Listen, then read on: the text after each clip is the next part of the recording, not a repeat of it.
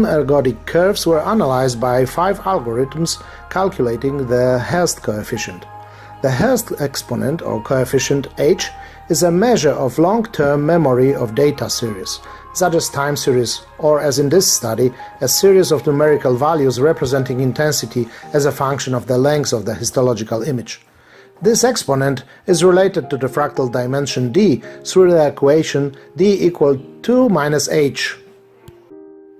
The value of the Hurst exponent in the range 0.5 to 1 indicates a series of numerical values with long-term positive autocorrelation, meaning both that a high value in the series will probably be followed by another high value and that the values a long time into the future will also tend to be high. This situation may denote that dynamic system undergoes through the areas of deterministic chaos that lead to the emergence of autocorrelations. A value in the range 0 to 0.5 indicates a numerical series with long-term switching between high and low values in adjacent pairs, meaning that a single high value will probably be followed by a low value and that the value after that will tend to be high, with this tendency to switch between high and low values lasting a long time into the future. A value of h equals 0.5 can indicate a completely uncorrelated series. But in fact, it is the value applicable to series for which the autocorrelations at small time lags can be positive or negative, but where the absolute values of the autocorrelations decay exponentially quickly to zero. This is in contrast to the power law decay typical for the cases with Hurst exponent above 0.5 and below 0.5. For each class, the values of the mean, median and standard deviation are shown in the columns. Both the wavelet algorithm and the variogram algorithm didn't detect any significant differences between the complexity classes for carcinomas and benign prostatic hyperplasia. Since the power spectrum algorithm requires additional tuning before the final results can be obtained, the results of that test must be interpreted with caution. Consistently, two of the algorithms, the RS and the RL, produce very similar values. Both the mean and the median value of the Hurst coefficient for prostate carcinomas of the complexity class C1 with very low aggressiveness are significantly statistically different than the corresponding values for benign prostatic hyperplasia and for carcinomas of the class C7. It should be noticed that those values are above 0.5. Those values may reflect the emergence of autocorrelations in the tissue system undergoing some adaptation in the sense of rare self-organization in response to cellular disorder that results from some molecular alterations underlying the process of early tumorigenesis, a phenomenon that might never be detected by any kind of the subjective histologic examination of tumor structure. Interestingly, the latter values are not significantly different from those for prostate carcinomas of the complexity class C2 or C3, representing carcinomas with low or intermediate aggressiveness. The autocorrelations disappear in the higher classes of equivalence, and the values of the Hurst coefficient are consistently below 0.5.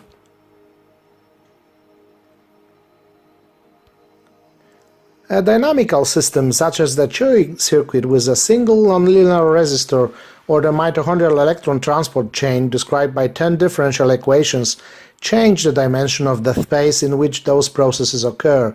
See graphs on the right. In consequence, some processes are characterized by the fractal dimension that is lower than the dimension of the surrounding Euclidean space in which process occurs. This change in the amount of space occupied by the fractal process can be described by a coefficient defined as the ratio of the dimension minus 1 that we call the coefficient of cellular expansion. Using the ratio between the fractal dimension characterizing a given process and the dimension of the surrounding Euclidean space, dynamical systems can be divided into 3 categories. See the diagram on the left.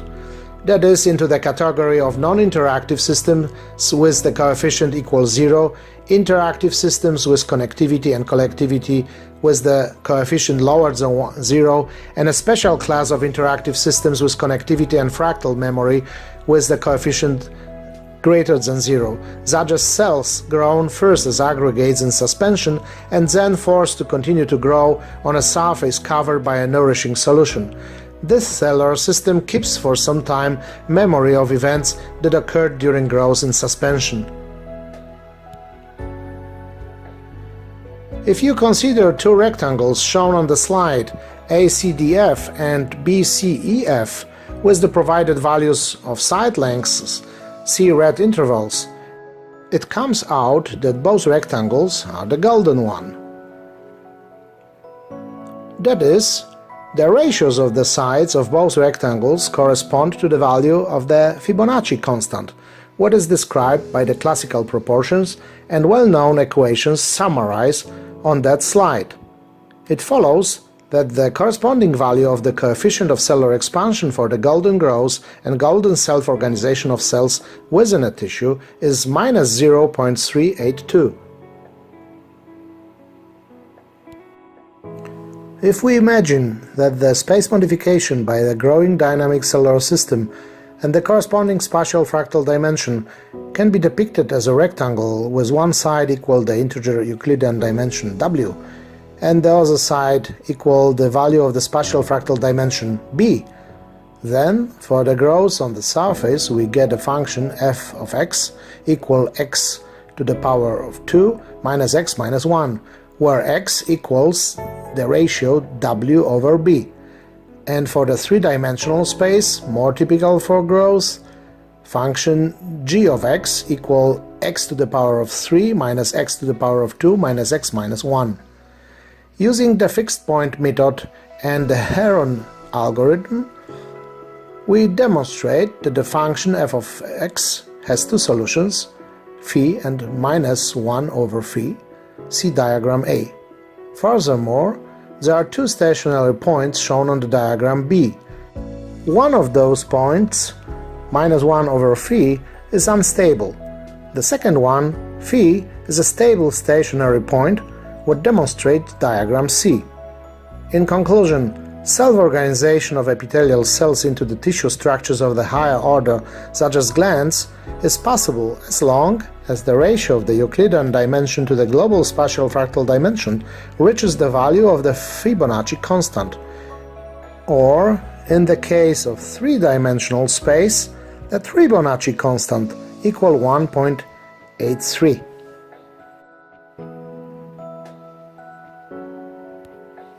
This table summarizes results of calculations of the coefficient of cellular expansion in all classes of equivalence for prostate carcinomas and for benign prostatic hyperplasia. In no case, the value of the coefficient S reaches the ideal value of minus 0.382 for golden growth and self-organization. The nearest value can be found for benign prostatic hyperplasia and for carcinomas of the class C1. It should be noticed that the values of the coefficient of cellular expansion are lowest in prostate carcinomas of the class C7. The coefficient of cellular expansion is a quantitative measure of structural alterations of tumor tissue from its normal counterpart, a definition underlying the idea of tumor grading.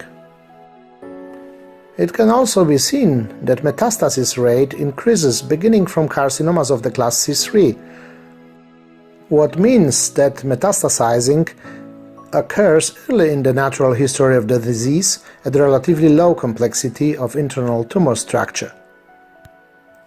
This finding correlates well with the increment of the mean values of the local fractal dimension and the local connected fractal dimension that reflect in the most accurate manner the intercellular interactions and the risk of metastasis formation by cells operating as a local dynamic system with the value of the coefficient of cellular expansion close to 0.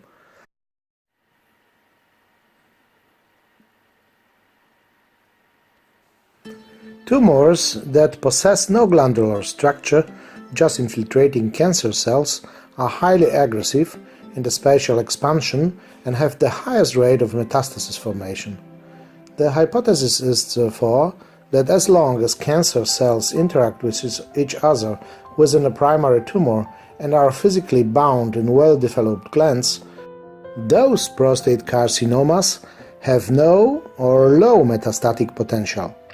This hypothesis was tested by the application of the algorithms calculating the global capacity fractal dimension that provides information on complexity within the large-scale areas of tumor and the local connected fractal dimension that provides information on complexity of intercellular interactions of single cancer cells. Mapping of the local connected fractal dimension can be a valuable tool to visualize cancer cells with the highest local complexity, the weakest intercellular interactions, and therefore with the highest metastatic potential. In that slide are shown 4 prostate carcinomas that belong to different classes of equivalence. The brown dots, representing cancer cells with the coefficient of cellular expansion close to 0, appear as early as in tumors of the class C3. The number of brown dots increases in carcinomas of the other classes and is the largest in the class C7. Both the coefficient of correlation and the coefficient of regression are above 0.9. In closing, let me reiterate the most important findings. Both the global spatial capacity dimension D0 and the global spatial information dimension D1 remain the best classifiers. The other complexity, diversity or homogeneity measures indicate the existence of non-random fractal structure in the spatial distribution of cancer cell nuclei. Entropy indicates the direction of both the changes of complexity in cancer tissue dynamic systems and their evolution in time.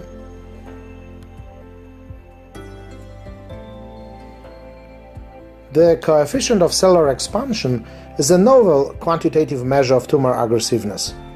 The Fibonacci constant determines the upper limit for the ratio between the two-dimensional Euclidean space in which the spatial distribution of cancer cell nuclei is evaluated and the spatial fractal dimension characterizing dynamic process of self-organization of epithelial cells into the structures of the higher order, such as glands. The local connected fractal dimension identifies cancer cells with the increased metastatic potential. Results of this study show that the accuracy of classification of carcinomas will be certainly increased if we replace the erroneous subjective evaluation of tumor structure by the above-mentioned objective complexity measures. In consequence, results of comparative studies between different centers or treatment modalities should be more reliable. The course of the disease in patients with carcinomas of the class C1, C2 or C7 can be predicted with almost 100% certainty. In the remaining classes, the accuracy of prediction will remain lower than 100% and be rather low. This results from the nature of prostate cancer growth, in which complexity mixes up with quasi-determinism. Hence, we may never be able to reach the accuracy of 100% and, as in the case of weather forecast, be forced to describe prognosis in terms of probability.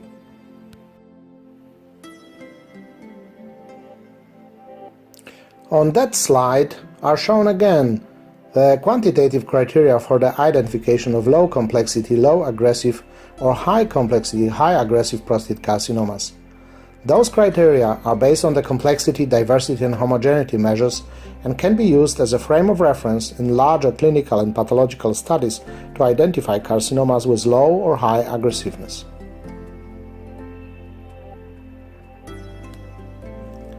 Let me discuss briefly the future directions of the project.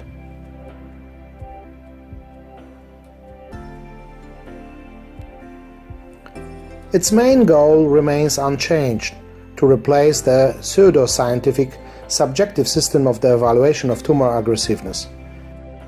As we already pointed out, the subjective system possesses the immense variability and doesn't allow a meticulous stratification of cancer patients based on some objective criteria.